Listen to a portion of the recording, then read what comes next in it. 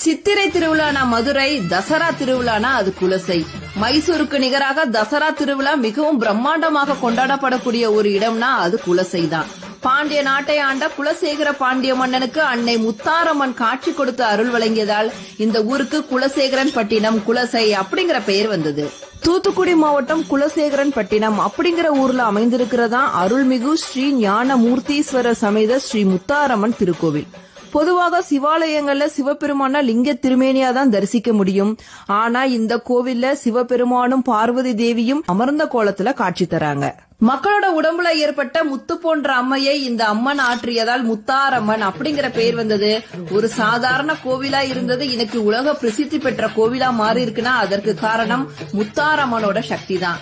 குலசை மக்களோட குல தெய்வமே முத்தாரம்மன் தான். முத்தாரம்மனை நம்மளோட வாழ்க்கை முத்து போல எப்பயுமே பிரகாசமா தான் இருக்கும்.